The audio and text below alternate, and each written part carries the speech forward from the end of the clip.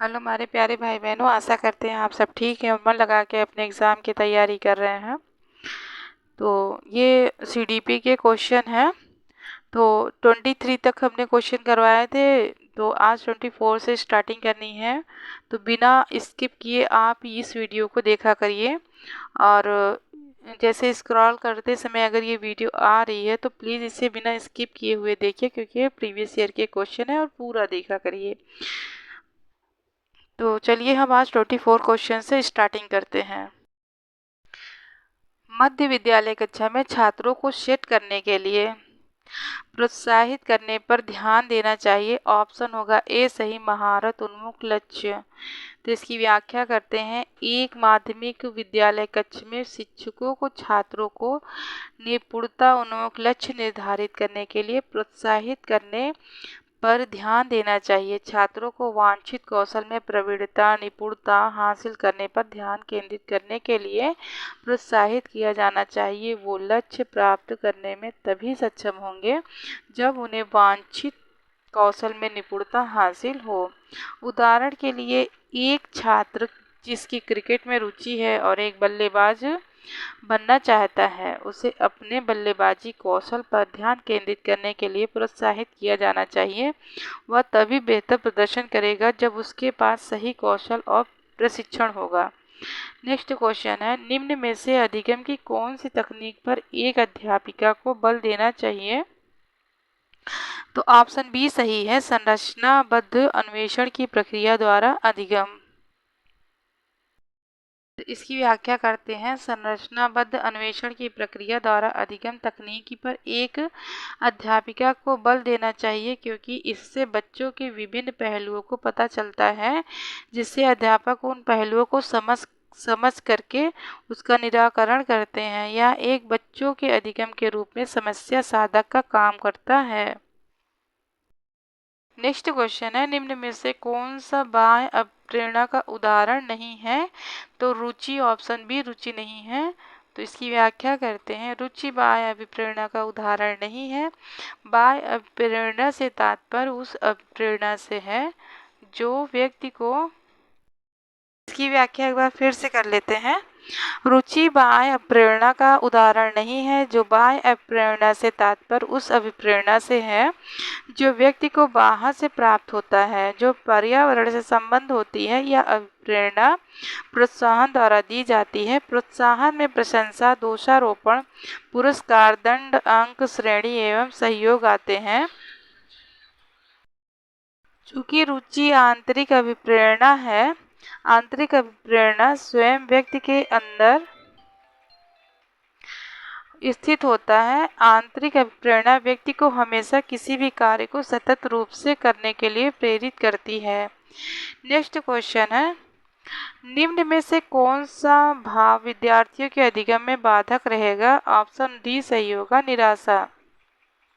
इसकी व्याख्या करते हैं। निराशा भाव विद्यार्थियों के अधिगम में बाधक रहेगा। निराशा से तात्पर्य व्यक्ति की एक ऐसी नकारात्मक मानसिक स्थिति अथवा भावात्मक दशा होती है जो बालक या विद्यार्थियों को अनेक अवरोध और परस्पर विरोधी विकल्पों का सामना करने पर प्राप्त होती है।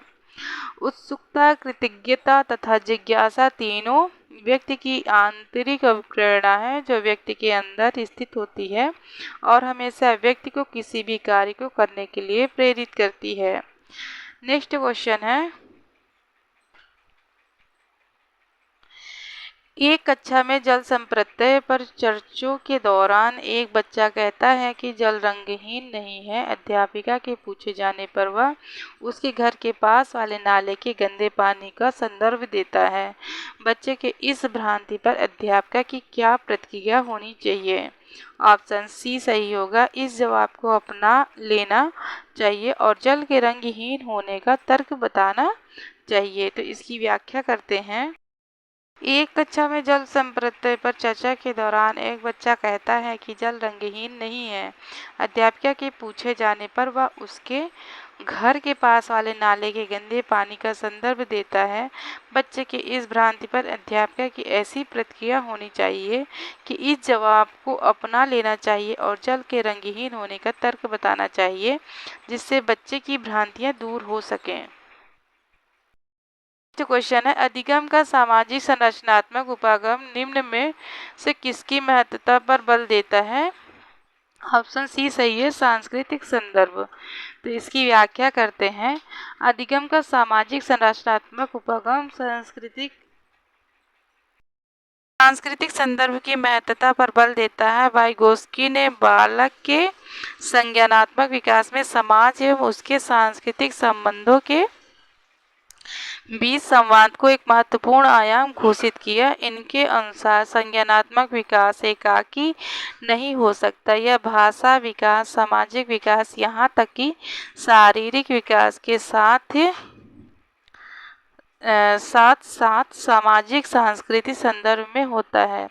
वाइगोस्की के सिद्धांत के अनुसार बच्चों के संज्ञानात्मक विकास में सामाजिक कारकों, सोशल फैक्टर्स ऑफ भाषा, लैंग्वेज का महत्वपूर्ण स्थान है। इसलिए वाइगोस्की के संज्ञानात्मक विकास के सिद्धांत को सामाजिक सांस्कृतिक सिद्धांत भी कहा जाता है।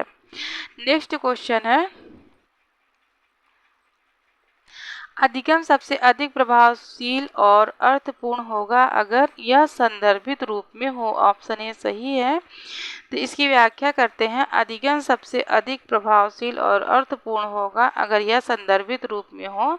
साथ ही कक्षा में प्रभावशील अधिगम के लिए सहयोगिक वातावरण की रचना करनी चाहिए, बजाय प्रतिस्पर्धी वातावरण के। सहयोगी वातावरण में बच्चे अपने समकक्षी समूहों के साथ सामाजिक अंतःक्रिया द्वारा अधिगम अनुभव प्राप्त करते हैं। अर्थात सहयोगी वातावरण में बच्चे अपने अध्यापक और साथियों के साथ बातचीत, संवाद तथा चर्चा परिचर्चा के द्वारा सीखते हैं और एक दूसरे को सीखने में सहायता करते हैं। तो आज का वीडियो हम यहीं पे समाप्त करते हैं, क्योंकि आज 30 क्वेश्चन CDP के पूरे हो गए हैं। तो अगर ये वीडियो मेरी अच्छी लगे आप सबको, तो इसे लाइक करिएगा, शेयर करिएगा और सब्सक्राइब भी कर लीजिएगा। तो मिलते हैं आपसे नेक्स्ट वीडियो में, तब तक के लिए धन्यवाद।